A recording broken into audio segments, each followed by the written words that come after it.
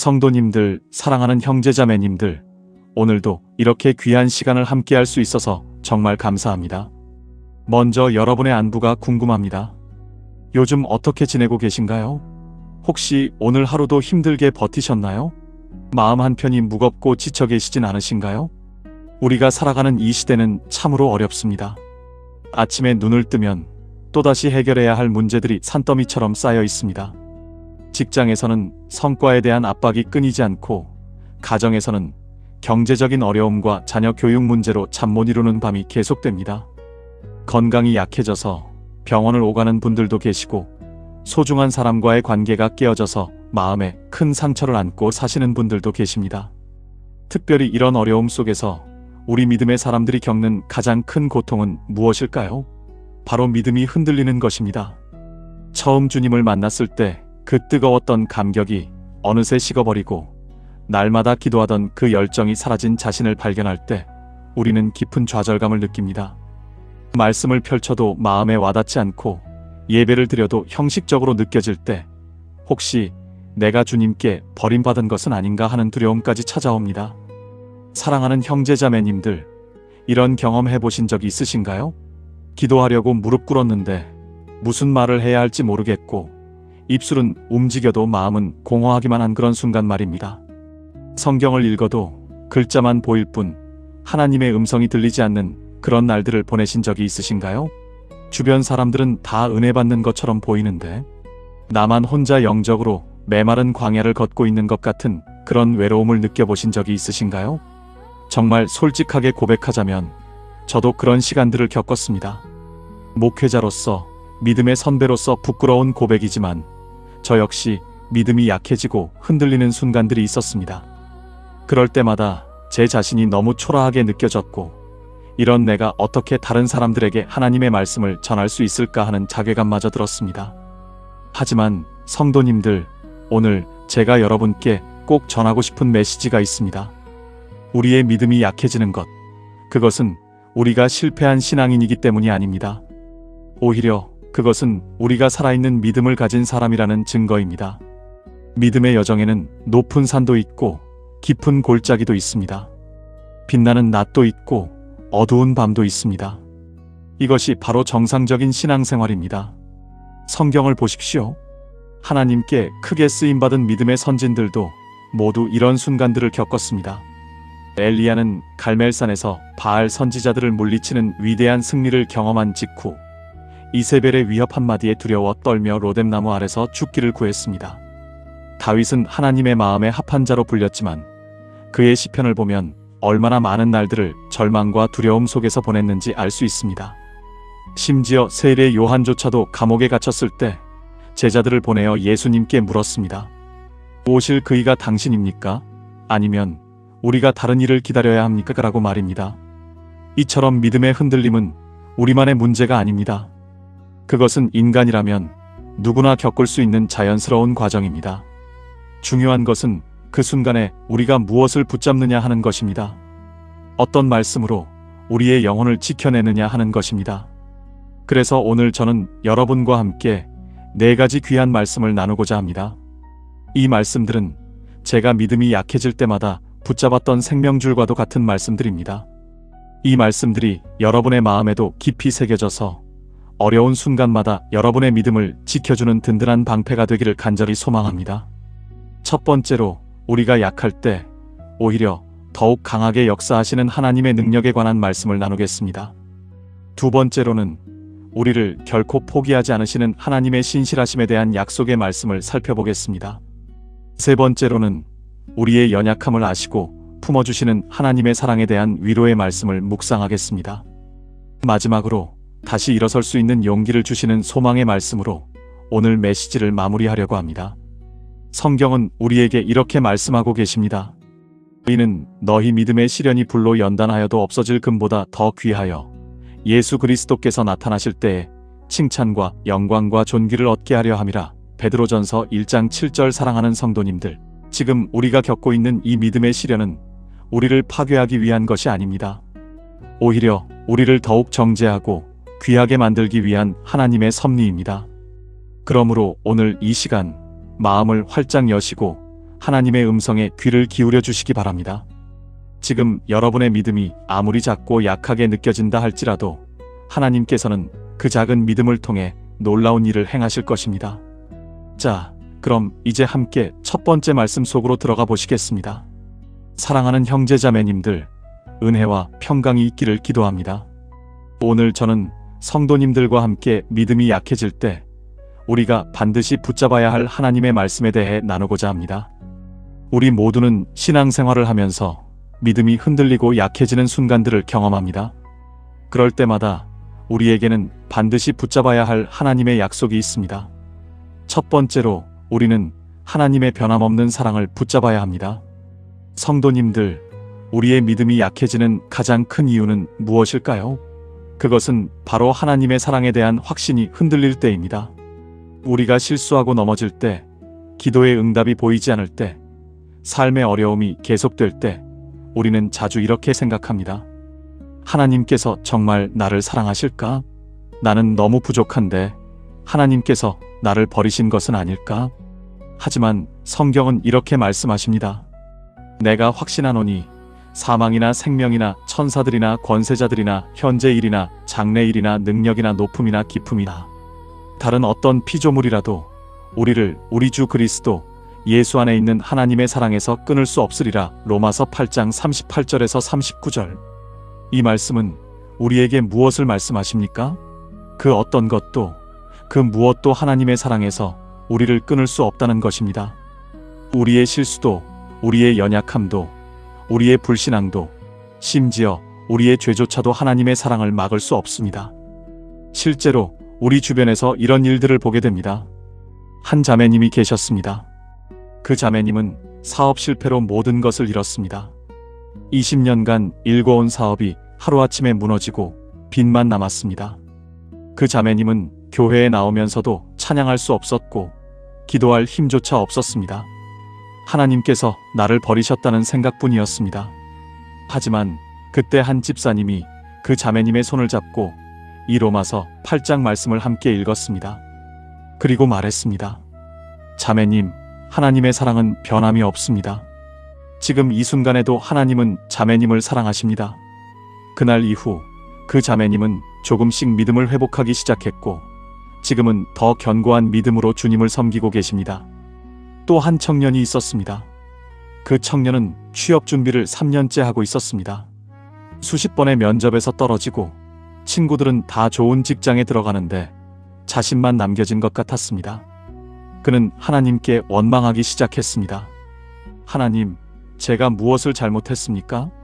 왜 제 기도는 응답하지 않으십니까? 하지만 그때 목장 리더가 그에게 이렇게 말했습니다. 하나님의 사랑은 우리의 상황이나 조건에 달려있지 않습니다. 하나님은 지금 이 순간에도 당신을 위한 최선의 계획을 준비하고 계십니다. 그 청년은 이 말을 듣고 다시 믿음을 붙잡았고 6개월 후 그가 정말 원하던 직장에 합격했습니다. 어떤 집사님은 자녀의 병 때문에 믿음이 흔들렸습니다. 사랑하는 딸이 희귀병 진단을 받았고 의사는 완치가 어렵다고 했습니다. 그 집사님은 밤낮으로 기도했지만 아이의 상태는 나아지지 않았습니다. 그때 그 집사님은 이런 생각이 들었습니다. 하나님께서 내 기도를 듣지 않으시는구나. 나는 하나님께 버림받았구나. 하지만 새벽 기도회에서 목사님이 전한 말씀이 그의 마음에 들어왔습니다. 하나님의 사랑은 우리의 기도 응답 여부로 증명되는 것이 아닙니다. 하나님은 이미 독생자를 십자가에 내어주심으로 당신에 대한 사랑을 증명하셨습니다. 그 집사님은 결과와 상관없이 하나님의 사랑을 신뢰하기로 결단했고 놀랍게도 그 후 아이의 상태가 호전되기 시작했습니다. 한 권사님은 남편의 외도로 인해 가정이 파탄 지경에 이르렀습니다. 20년 결혼 생활이 무너지는 것을 보며 그 권사님은 하나님께 분노했습니다. 제가 이렇게 열심히 신앙생활했는데 왜 이런 일이 저에게 일어납니까? 하지만 상담하는 전도사님이 이렇게 말했습니다. 권사님, 하나님의 사랑은 우리의 환경이나 상황과 무관합니다. 하나님은 지금 이 고통 가운데서도 권사님과 함께 계십니다. 그 권사님은 이 말씀을 붙잡고 기도하기 시작했고 결국 남편이 회개하고 가정이 회복되는 은혜를 경험했습니다. 마지막으로 한 장로님의 이야기입니다. 그 장로님은 평생 충성스럽게 교회를 섬겼지만 갑자기 찾아온 암 선고로 인해 큰 충격을 받았습니다. 하나님, 제가 이렇게 충성했는데 왜 이런 시련을 주십니까? 하지만 병상에서 성경을 읽다가 이 로마서 8장 말씀을 다시 묵상하게 되었습니다. 그리고 깨달았습니다. 하나님의 사랑은 내 행위나 공로 때문이 아니라 그리스도 예수 안에서 이미 확정된 것이구나. 그 장로님은 병마와 싸우는 가운데서도 하나님의 사랑을 찬양했고 지금은 완치되어 더욱 뜨겁게 주님을 섬기고 계십니다. 성도님들, 성경 속 인물 중에 욥을 생각해 보십시오. 욥은 하루아침에 모든 것을 잃었습니다. 재산도, 자녀들도, 건강까지도 잃었습니다. 친구들은 그를 정죄했고 아내마저도 하나님을 욕하고 죽으라고 말했습니다. 욥의 믿음은 극도로 흔들렸습니다. 하지만 그는 이렇게 고백했습니다. 그가 나를 죽이시리니 내가 소망이 없노라. 욥기 13장 15절. 욥은 자신의 상황이 어떠하든 결과가 어떻게 되든 하나님만을 붙잡기로 결단했습니다. 그리고 하나님은 욥의 이런 믿음을 보시고 그에게 갑절의 축복을 주셨습니다. 사랑하는 형제자매님들, 그렇다면 우리는 어떻게 하나님의 변함없는 사랑을 붙잡을 수 있을까요? 먼저 매일 아침 일어나서 하나님의 사랑을 고백하십시오. 하나님은 나를 사랑하십니다. 그 사랑은 변함이 없습니다. 어떤 상황에서도 하나님은 나를 사랑하십니다. 이 고백을 입으로 선포하십시오. 우리의 감정이 어떠하든 상황이 어떠하든 하나님의 사랑은 변함이 없습니다. 둘째, 하나님의 사랑을 기록하십시오. 작은 노트를 준비하시고 하나님께서 당신을 사랑하신다는 증거들을 매일 기록하십시오. 오늘 안전하게 출근할 수 있었습니다. 오늘 건강하게 식사할 수 있었습니다. 오늘 사랑하는 가족과 함께할 수 있었습니다. 이런 작은 것들이 모두 하나님의 사랑의 증거입니다. 셋째, 다른 성도님들과 하나님의 사랑을 나누십시오. 당신이 경험한 하나님의 사랑을 다른 사람들에게 간증하십시오. 나눔을 통해 우리의 믿음은 더욱 강해집니다. 그리고 우리의 간증을 통해 다른 사람들도 하나님의 사랑을 경험하게 됩니다. 넷째, 말씀을 묵상하십시오. 특별히 하나님의 사랑을 말씀하시는 성경 구절들을 암송하고 묵상하십시오.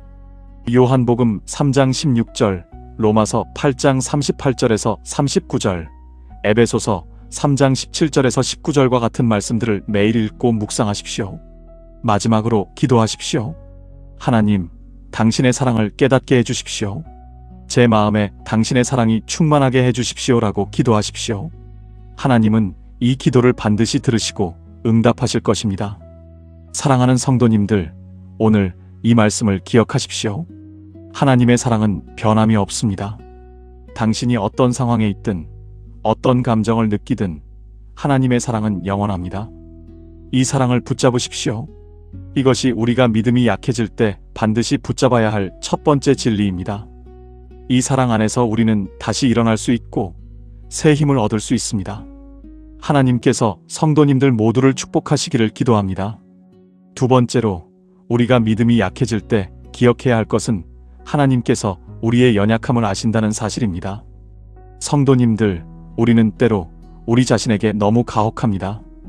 믿음이 흔들리는 자신을 보면서 스스로를 책망하고 하나님께서도 우리를 실망하셨을 거라고 생각합니다. 그러나 시편 기자는 이렇게 고백합니다. 아버지가 자식을 긍휼히 여김같이 여호와께서는 자기를 경외하는 자를 긍휼히 여기시나니 이는 그가 우리의 체질을 아시며 우리가 진토임을 기억하심이로다. 시편 103편 13절에서 14절. 하나님은 우리가 흙으로 지어진 연약한 존재임을 기억하십니다. 사랑하는 형제자매님들, 제가 목회 현장에서 만난 한 집사님의 이야기를 들려드리고 싶습니다. 그 집사님은 오랜 기간 신앙생활을 해오셨지만 갑자기 사업이 어려워지고 건강에도 문제가 생기면서 믿음이 심하게 흔들렸습니다. 매일 아침 큐티를 하던 분이 성경을 펼칠 수조차 없었고 예배에 참석해도 찬양이 입에서 나오지 않았습니다. 그분은 자신이 믿음 없는 사람이 된 것 같아 두려웠다고 고백하셨습니다. 그런데 어느 날 그분은 베드로의 이야기를 묵상하다가 큰 위로를 받으셨습니다. 베드로를 기억하십니까? 그는 예수님을 3번이나 부인한 제자였습니다. 나는 그 사람을 알지 못하노라고 맹세하며 저주까지 했던 사람입니다. 마가복음 14장 71절. 그 순간 베드로의 믿음은 완전히 무너졌습니다. 그는 밖으로 나가 심히 통곡했습니다. 자신이 주님을 배신했다는 사실에 절망했을 것입니다. 그러나 성도님들, 부활하신 예수님께서는 베드로를 어떻게 대하셨습니까? 천사는 여인들에게 이렇게 말합니다. 가서 그의 제자들과 베드로에게 이르되, 마가복음 16장 7절. 특별히 베드로의 이름을 언급하신 것입니다. 예수님은 믿음이 무너진 베드로를 버리지 않으셨습니다. 오히려 갈릴리 바닷가에서 그를 회복시키시고 내 양을 먹이라는 사명을 다시 주셨습니다. 우리 주변에서 이런 모습들을 볼 수 있습니다. 한 청년이 취업 준비를 하면서 수십 번 떨어졌습니다. 처음에는 기도하며 하나님을 의지했지만 시간이 지나면서 기도가 들리지 않는 것 같았고 교회 가는 것조차 부담스러워졌습니다. 주일 아침이면 이불을 뒤집어 쓰고 하나님, 저는 믿음이 없는 것 같습니다 라고 중얼거렸습니다. 그런데 어느 날 어머니가 문 앞에 놓고 간 쪽지에 이렇게 적혀 있었습니다. 아들아, 내가 힘들어하는 걸 하나님이 다 아신단다. 내가 기도하지 못해도 엄마가 너를 위해 기도하고 있어. 하나님은 내가 연약할 때도 너를 사랑하신단다. 또 다른 예를 들어보겠습니다. 한 어머니는 아이가 중병에 걸렸을 때 믿음이 크게 흔들렸습니다. 병원 복도를 걸으며 하나님, 왜입니까? 제가 무엇을 잘못했습니까? 라고 울부짖었습니다. 교회에서 간증을 들을 때마다 마음이 더 아팠습니다. 다른 사람들은 기도 응답을 받는데 왜 자신의 기도는 들리지 않는 것 같은지 의심이 들었습니다. 그런데 그 과정에서 그분은 욥의 이야기를 다시 읽게 되었습니다. 욥도 하나님께 질문했고 심지어 자신이 태어난 날을 저주하기까지 했습니다. 그러나 하나님은 욥의 그런 모습까지도 받아주셨고 결국 욥을 회복시키셨습니다. 직장에서 부당한 대우를 받는 한 형제님의 이야기도 있습니다. 신앙인으로서 정직하게 일했지만 오히려 승진에서 밀려나고 동료들에게 손해를 보는 일이 반복되었습니다. 믿음으로 산다는 게 무슨 의미가 있나 하는 생각이 들었습니다. 새벽 기도에 나가는 발걸음이 무거웠고 성경을 읽어도 마음에 와닿지 않았습니다. 그런데 그분은 어느 날 이런 깨달음을 얻었습니다. 믿음은 모든 것이 완벽할 때만 갖는 것이 아니라 연약함 속에서도 하나님께 나아가는 것이라는 사실을 말입니다. 한 자매님은 오랜 기간 기도해온 결혼 문제로 지쳐 있었습니다. 주변 사람들은 다 결혼하고 가정을 이루는데 자신만 혼자 남은 것 같았습니다. 하나님께서 저를 잊으신 걸까요? 라는 질문이 끊임없이 떠올랐습니다. 찬양을 부를 때 눈물이 나왔고 예배 시간에 집중할 수 없었습니다. 그런 자신이 너무 부끄러워서 신앙생활을 그만두고 싶다는 생각까지 했습니다. 그러나 한 선배 자매님이 해준 말씀이 큰 위로가 되었습니다. 믿음이 약해지는 것은 당신이 나쁜 사람이라서가 아니라 당신이 인간이기 때문이에요. 하나님은 그런 우리를 알고 계세요. 또 한 분은 자녀 교육 문제로 깊은 좌절을 경험했습니다. 신앙으로 자녀를 키우려고 노력했지만 아이는 점점 교회에서 멀어지고 방황하기 시작했습니다. 내가 뭘 잘못했을까 자책하며 밤마다 눈물로 기도했지만 상황은 나아지지 않았습니다. 믿음이 바닥까지 떨어졌을 때 그분은 수고하고 무거운 짐진 자들아 다 내게로 오라 내가 너희를 쉬게 하리라 마태복음 11장 28절는 말씀을 새롭게 만났습니다. 예수님은 우리가 완벽한 믿음을 가진 사람만 부르시는 것이 아니라 지치고 힘든 사람을 부르신다는 것을 깨달았습니다. 그렇다면 사랑하는 형제자매님들, 우리는 믿음이 약해질 때 구체적으로 무엇을 해야 할까요? 첫째, 정직하게 우리의 상태를 하나님께 고백하십시오. 시편의 기자들을 보십시오. 그들은 자신의 고통과 의심을 숨김없이 하나님 앞에 쏟아냈습니다. 내 영혼아, 내가 어찌하여 낙심하며 어찌하여 내 속에서 불안해하는가? 시편 42편 5절. 이렇게 솔직하게 자신의 연약함을 고백하는 것이 믿음의 첫걸음입니다. 둘째, 작은 것부터 시작하십시오. 1시간 기도하기 어려우면 5분부터, 성경 한 장 읽기 힘들면 한 절부터 시작하십시오. 하나님은 우리의 완벽함이 아니라 우리의 마음을 보십니다. 새벽 기도에 나가기 힘들면 잠자리에서 짧은 기도라도 드리십시오. 셋째, 믿음의 공동체 안에 머무르십시오. 혼자 있으면 더 깊은 어둠에 빠질 수 있습니다. 비록 예배 시간에 집중하기 어렵더라도 그곳에 있는 것만으로도 하나님의 은혜가 우리를 붙듭니다. 신앙의 선배들에게 솔직하게 자신의 상태를 이야기하십시오. 넷째, 과거에 경험했던 하나님의 은혜를 기억하십시오. 일기장이나 노트에 하나님께서 응답하셨던 순간들을 적어보십시오. 그 기억들이 현재의 어둠 속에서 작은 빛이 되어줄 것입니다. 다섯째, 자신에게 너무 가혹하지 마십시오. 믿음이 약해지는 것은 당신이 실패한 신앙인이라는 증거가 아닙니다. 오히려 더욱 하나님의 은혜가 필요함을 깨닫는 기회입니다. 성도님들, 바울도 고백했습니다. 내가 원하는 바서는 행하지 아니하고 도리어 원하지 아니하는 바 악을 행하는도다. 로마서 7장 19절. 이 위대한 사도도 자신의 연약함을 인정했습니다. 그러나 그는 이어서 외칩니다. 우리 주 예수 그리스도로 말미암아 하나님께 감사하리로다. 로마서 7장 25절. 믿음이 약해질 때 그것은 끝이 아니라 새로운 시작입니다.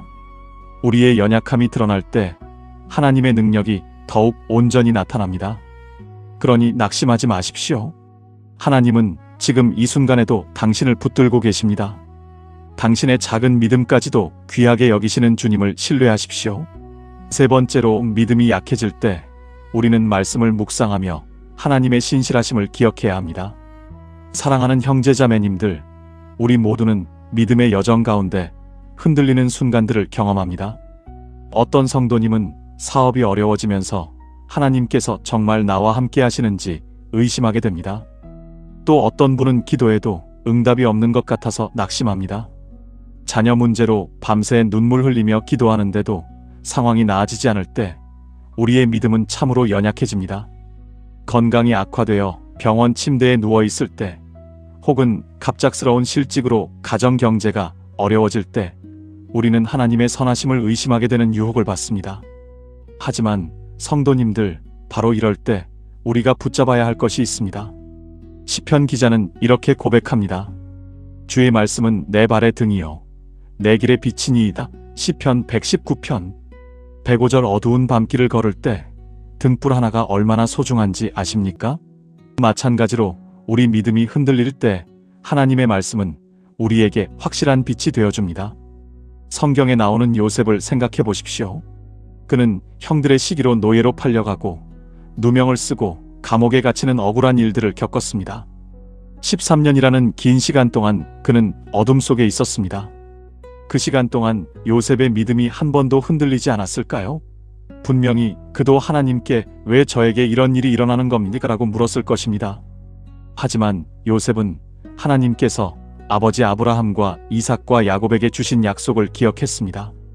그는 조상들에게 신실하셨던 하나님께서 자신에게도 신실하실 것을 믿었습니다. 결국 하나님께서는 요셉을 애굽의 총리로 세우셔서 많은 생명을 구원하는 도구로 사용하셨습니다.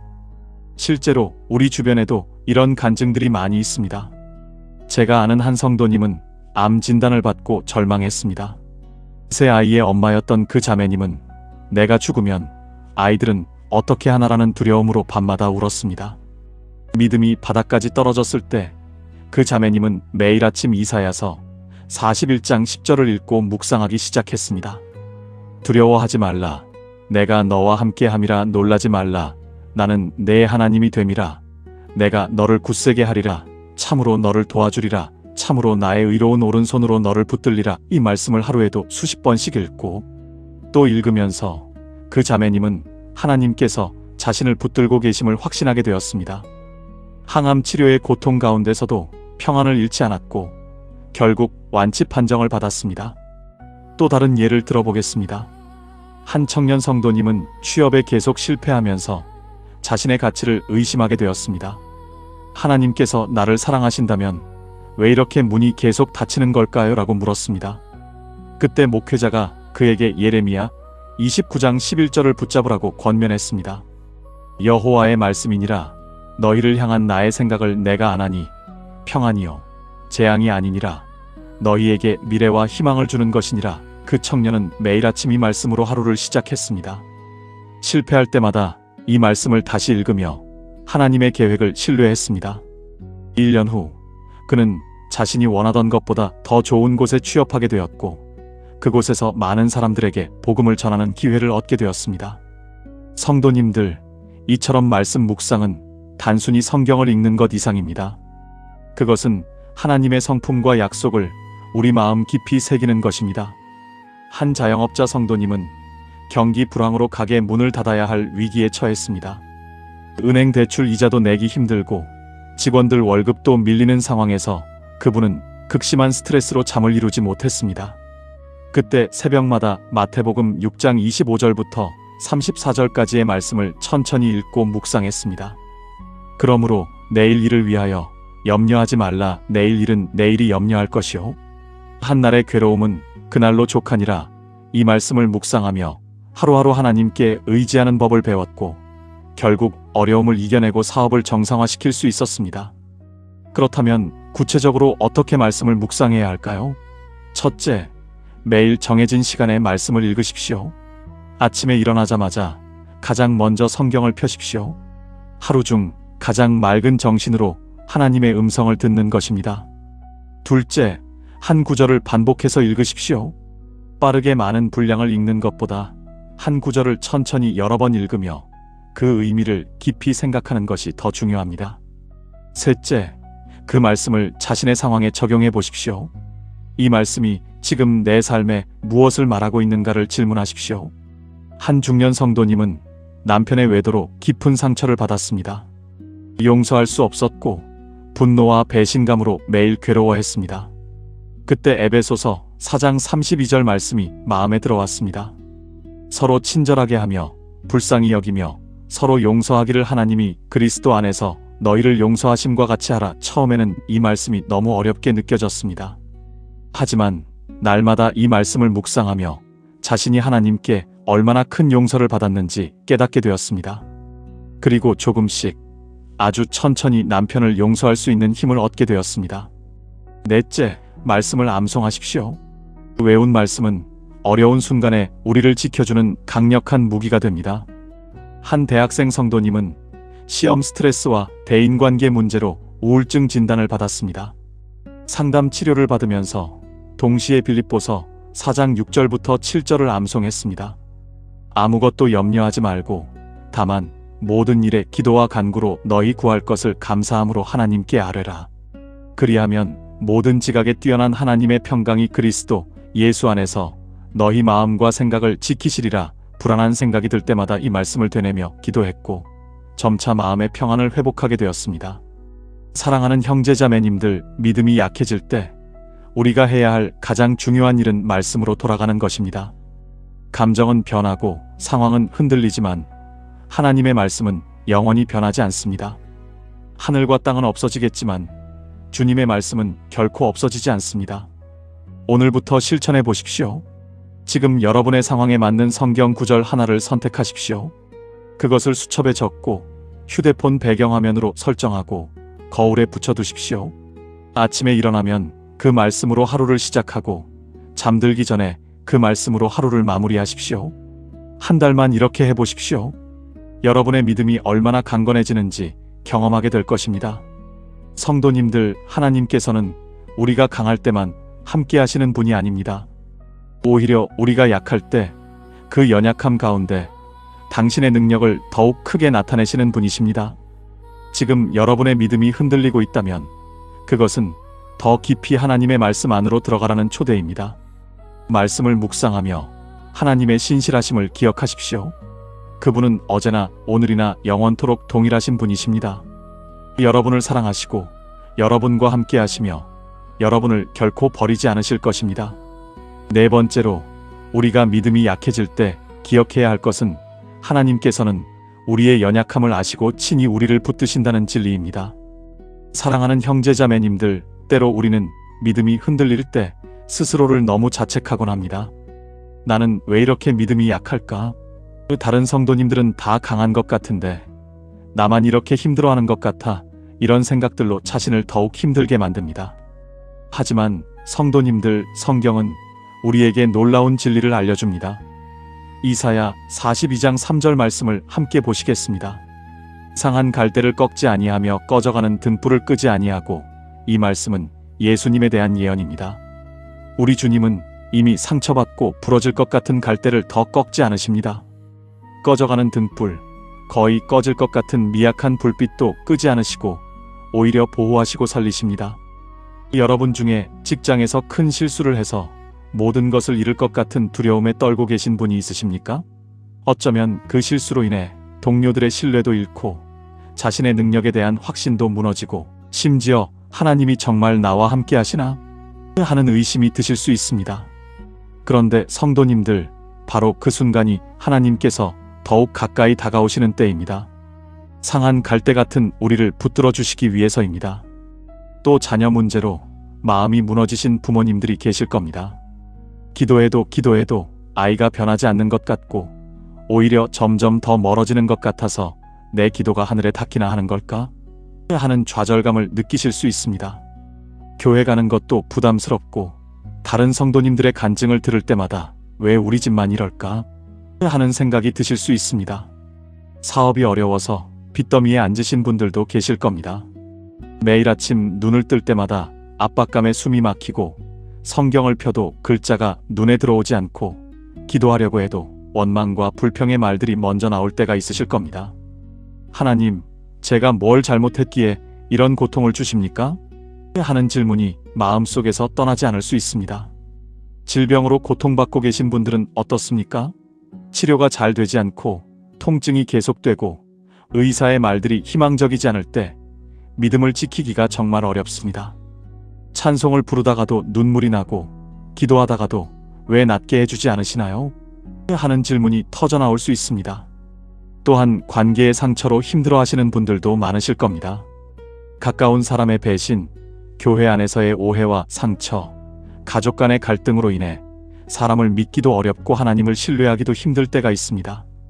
성도님들, 바로 이런 순간들에 우리가 기억해야 할 성경의 인물이 있습니다. 베드로입니다. 베드로를 생각해 보십시오. 그는 예수님께 주는 그리스도시요 살아계신 하나님의 아들이시니이다라고 위대한 신앙 고백을 했던 사람입니다. 그런데 그 베드로가 예수님이 잡히시던 밤 3번이나 예수님을 부인했습니다. 저주하며 맹세하기까지 했습니다. 그의 믿음은 완전히 무너진 것처럼 보였습니다. 닭이 울었을 때 베드로는 밖으로 나가 심히 통곡했습니다. 그는 자신의 연약함을 뼈저리게 깨달았습니다. 아마도 나 같은 사람이 무슨 제자인가, 나는 자격이 없어 하는 생각에 절망했을 것입니다. 그런데 부활하신 예수님께서 베드로를 어떻게 대하셨습니까? 요한복음 21장을 보면 예수님께서는 베드로를 책망하지 않으셨습니다. 오히려 디베랴 바닷가에서 아침 식사를 준비해 놓으시고 기다리셨습니다. 그리고 3번 물으셨습니다.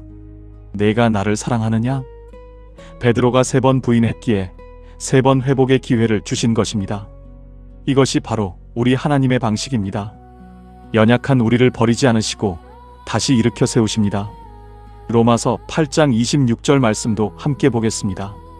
이와 같이 성령도 우리의 연약함을 도우시나니 우리는 마땅히 기도할 바를 알지 못하나 오직 성령이 말할 수 없는 탄식으로 우리를 위하여 친히 간구하시느니라.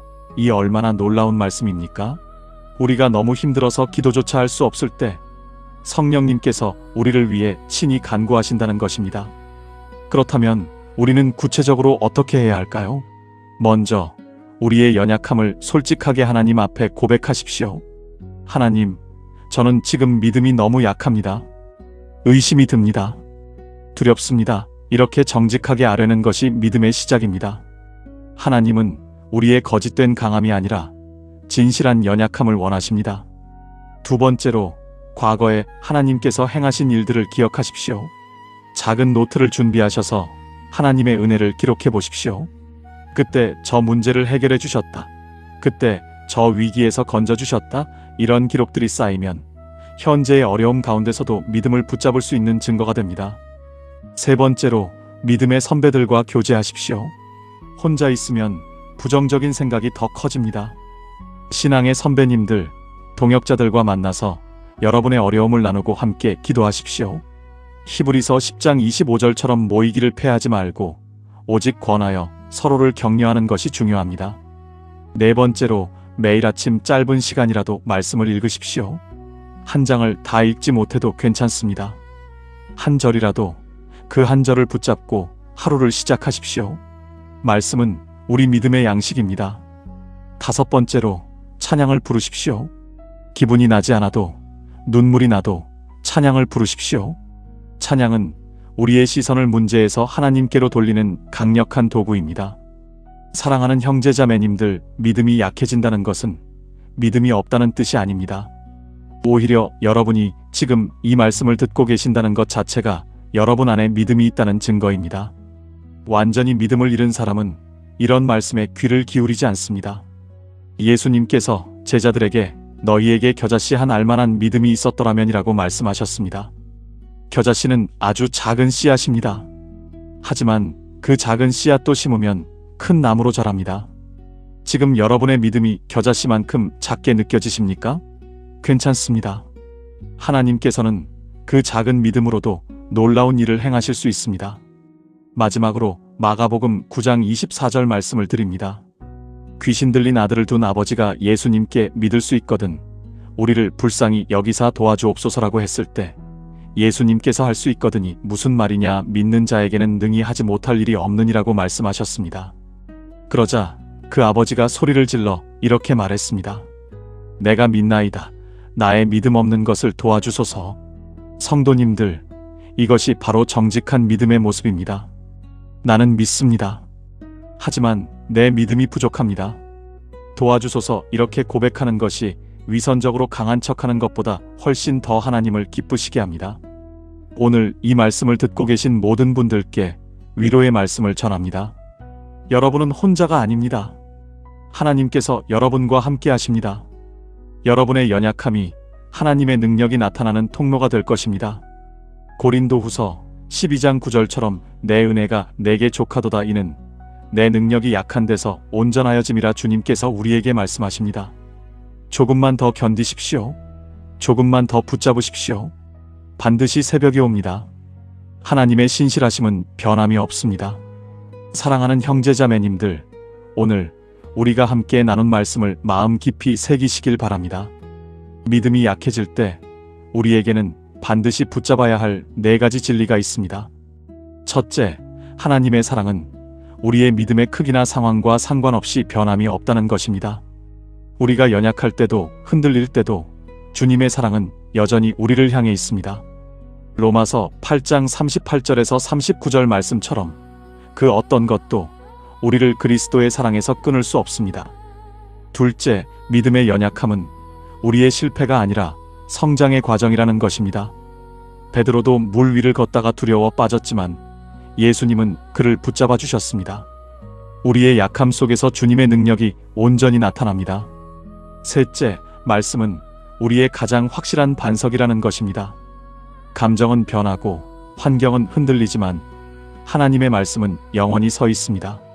시편 119편 105절처럼 말씀은 우리 발의 등이요 우리 길의 빛입니다. 넷째, 우리는 혼자가 아니라는 것입니다. 성령님이 우리 안에 계시고 믿음의 공동체가 함께하며 무엇보다 예수님께서 우리를 위해 중보하고 계십니다. 성도님들, 오늘 이 말씀이 여러분의 마음의 위로와 힘이 되셨다면 좋아요 버튼을 눌러주시고 구독 버튼을 눌러 앞으로도 함께 은혜의 말씀을 나누시길 바랍니다. 그리고 댓글로 여러분의 간증과 기도 제목을 나눠주시면 함께 기도하며 은혜를 나누겠습니다. 이 말씀이 필요한 분들이 많이 계실 것입니다. 공유를 통해 더 많은 분들에게 위로와 소망을 전해주시길 부탁드립니다. 이제 사랑하는 형제자매님들을 위해 짧게 기도하겠습니다. 사랑의 하나님 아버지, 오늘 이 시간 말씀 앞에 나온 모든 성도님들을 축복합니다.